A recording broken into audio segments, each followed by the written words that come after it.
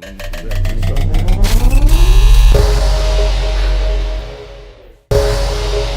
for the past almost 3 years, I have been living in my car. I said it. Oh my God, it's out. I've been living in my car. Oh my gosh. If you remember, if you guys were with me, in 2020, I did like 105,000 interviews. And in the interim, I was living with my parents in Vegas. And that was wonderful until it wasn't. I love my mom, but she became very angry. And a lot of her anger, she was taking out on me, and I was her target all the time. And I was like, I can't deal with this. Like, I respect her too much. Let me get out of here.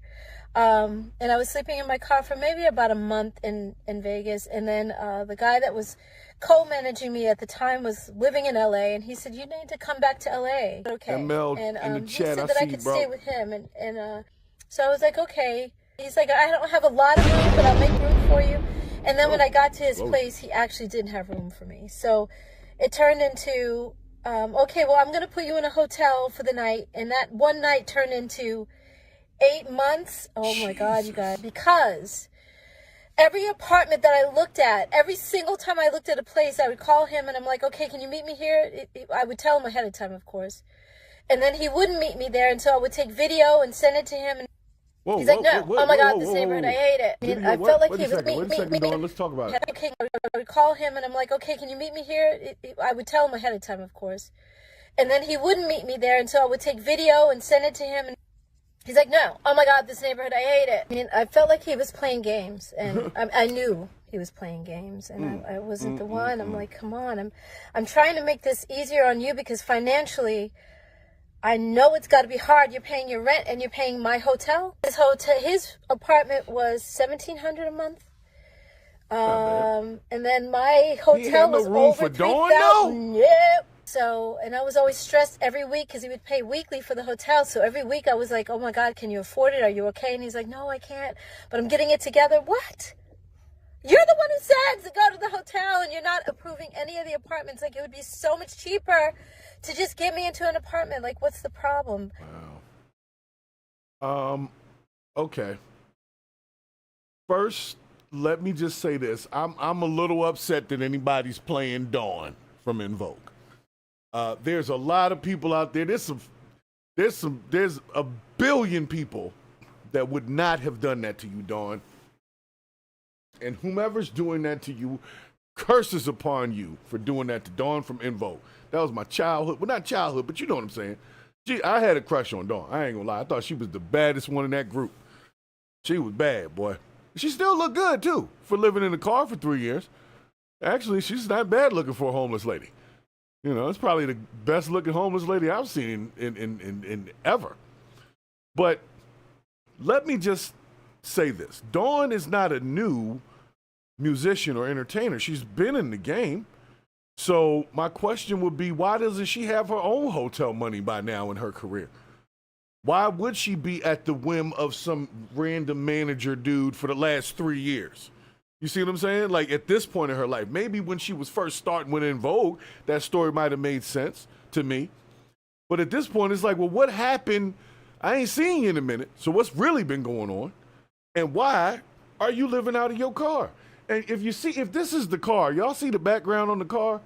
If this is the car, it looked like the ceiling is coming. You know, the ceiling get the smoke in it and start coming down slow, like in the old caddies. That's what that looked like. So I hope that's not the car. Or maybe she's got a truck and there's a curtain up. I don't know.